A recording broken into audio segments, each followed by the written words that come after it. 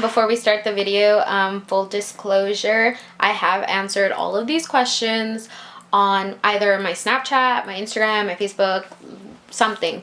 So if you don't have questions about like my trip and stuff like that, like this video is pointless for you to watch.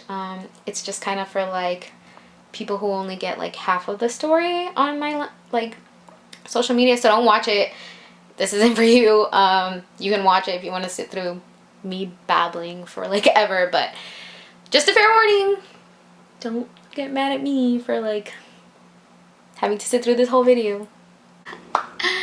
Hola amiguitos. I had a few friends ask me to do a YouTube channel because it's too much to put on Snapchat. I feel like I'm always bombarding my stories with like shit that I'm doing. So I'm gonna try and like be better about like recording on my camera, which is like, this is my professional camera, instead of like on my phone all the time. I kind of just wanted to address the questions that all of you guys have been asking.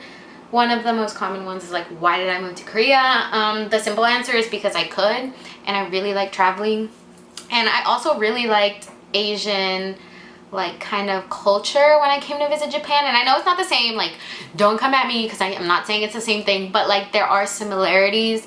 I just think like other cultures need to be experienced firsthand if you want to grow as a person, and I wanted to do that. So I'm sorry if I'm talking really fast. I am nervous. I know I'm not like shy in person because you guys know me, but I am shy. Like, I don't know, I feel like, who wants to listen to this? Ugh, it's just me babbling. Anyways, yeah, so that was the first question. I could. I don't have kids. I don't have a house. I had the money saved up. Also, like, I want my brother and my sister to kind of like get out there. Like, I don't want them to just be like stuck in the valley mentality, which is nothing wrong with the valley, but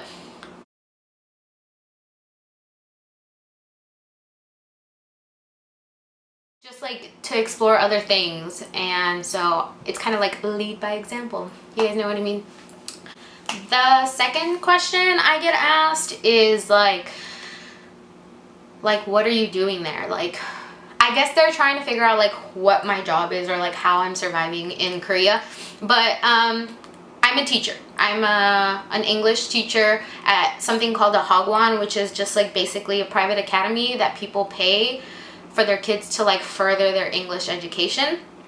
And I haven't started work yet. I'll start work this week, and then maybe I'll like update you guys on how that's going. But really it's just like they come to practice their English pronunciation, and like they learn all the grammatical part at school, and like really it's just me like reinforcing it and teaching it to them. It is like a profit thing, like they are private schools, so it's very geared towards like you have to get results, or so I've heard. I haven't experienced it yet, so I don't want to assume, but yeah, that's what I do. I am an English teacher. If you want information on like what program I used, I would suggest like messaging me, because honestly it's the easiest way.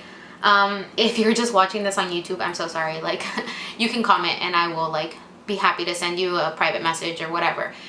Question number 3 is how long I'm gonna be here. I don't really have plans, but I do have a contract for 1 whole year. So it's 13 months, but like I guess like 1 whole academic school year with them. I hope I like it. Maybe I'll stay. My parents really don't want me to stay. Obviously they hate being like in a different time zone as me. So if you're from Texas and you're like my friend and watching them, I'm 14 hours ahead of you guys. So like when I wake up, it's like midday for y'all, and my mom like will call me or text me after work. But yeah, I don't have plans on how long I'm gonna stay, or if I'm gonna stay in the city. Like after this year I could possibly like apply to teach in like Europe.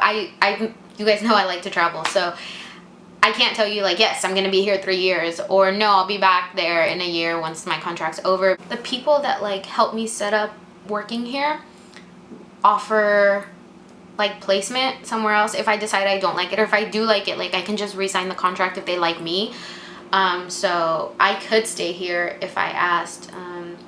The process, not everybody, a few people have asked me about like the process, and it is kind of long and it does require like a little bit of money. So maybe like if you're gonna do it, plan for like 6 months in advance, so that way you can get like all your paperwork done. I had to go through like applying for like a visa, and then applying for something else over here, and I'm terrible at this, but they like walk you through all that. The program that I went through like walked me through all that. They helped me, they sent me the documents. All I had to do was like fill it out and send it out. A lot of the mailing to Korea is expensive, so take that into account whenever you're deciding. Another common question was how long my flight was, and it was about 14 hours, I think, from Dallas to Korea, like straight here. But I did have one layover because I flew out of McAllen, Texas to Dallas, so that was like maybe a 45 to like an hour flight. So in total I was probably in the air for like 16 hours. That was really long, really exhausting. Another question I've gotten a lot is if I'm like jet lagged. I tried to like manipulate my body into not being jet lagged. So whenever I was on the airplane, I took a nap the last like I slept the last 6 hours of my flight. That way my body would be like, okay, you've been awake for 12 hours, you're gonna sleep. When you wake up, it'll be daytime, whatever, right? And I got here like at 3 p.m. the next day or something. And it's a good thing I fell asleep because the process was like so like it was super exhausting, guys. There's also been some confusion about like if I'm gonna be teaching in person. I am gonna be teaching in person. We don't really have like online resources, I guess, or maybe like it's just not a big deal here. Someone told me that there's only been like 6 deaths in my, or 6, not even deaths, just infections in my city, like where I'm currently at. So it hasn't been like super crazy. Thank God I picked like a city that wasn't totally infected. So I am teaching in class. I start on Wednesday. Another question, a very common question, is do I know anybody here? I don't have family. I made friends along the way, like people that I met in the same program, but we're all in different cities. Like everyone's at least 30 minutes away from me. Some of them are an hour, 2 hours. So no, I don't know anybody. I know my boss and the girl that used to live in this apartment, like the teacher that I'm replacing. She's super nice, lifesaver. But I know them too, and that's kind of it. People want to know what I get paid. So it's 2.1 million won. Kwon. I don't know how you spell it. Korean currency. I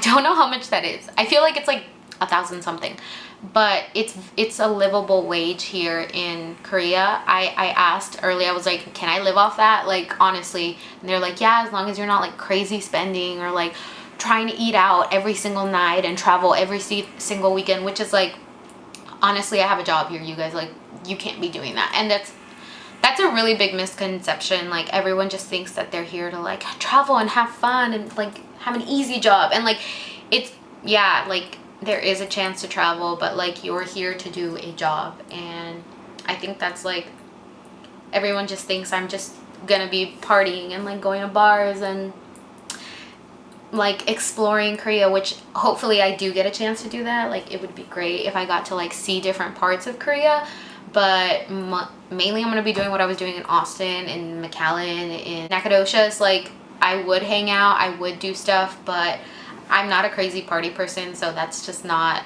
why I came here or like expected when I decided to come here. I get asked if I like it here a lot. I don't know yet. I can't give it a fair, like, I guess rating or whatever you want to call it until I get out into the world and try to make friends and try to like figure out my work life and like the balance of like hanging out and like meeting people, plus like studying, getting lesson plans ready and stuff like that. So I don't want to say, yes, I love it, like it's great, and like I don't know the work life yet. I like my apartment.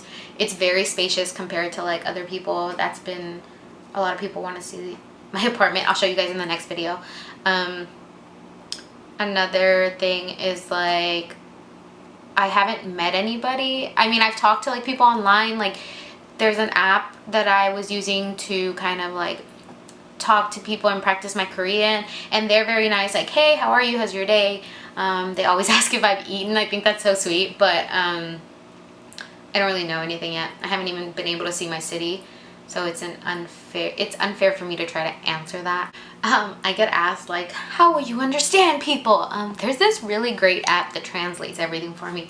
I can text into it, I can talk into it, I can take a picture of stuff, and I'm not getting promoted for like this app or whatever. They want to sponsor me. Hey, I'm your girl. But it's called Papago. It's got a little like bird or whatever.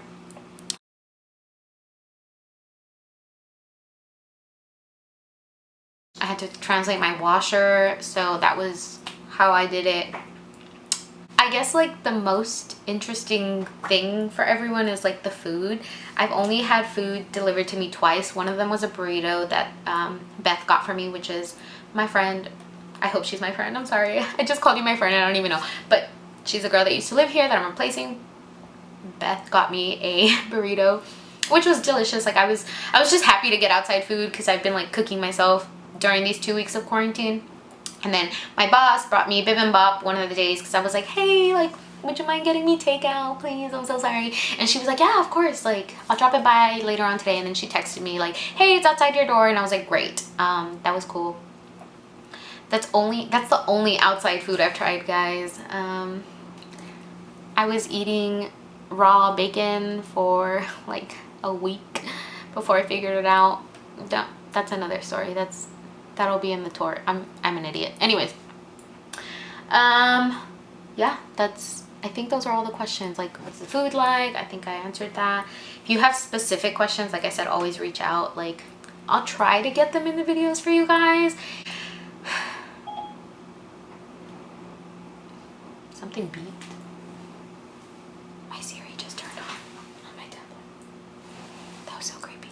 Anyways, if you've already seen my Snapchats, this is probably just like the same stuff over and over because sometimes I'll post on my Snapchat and then like I don't have my family on my Snapchat, but I have them on my Facebook, so I'll post it on my Facebook, and then like people that I have on Facebook are just like family, and like friends are on Instagram. So yeah, it's a lot of like the same stuff over, and I'm really, really sorry if this is getting annoying. You don't have to watch the videos. It was just like suggested to me and I was like, cool, I can do that for you. I have the equipment, I have the time, I ain't doing shit at quarantine. Sorry, I didn't mean to cuss. This is kid friendly. I'm not doing anything here, so yeah. But yeah, feel free to ask me questions. I've been getting like the questions off of like my Snapchat or my Facebook. I'll probably link it just so that if you aren't following me but you found this, you will be able to ask me questions. Yeah, that's all. Thanks, guys. Bye, amiguitos.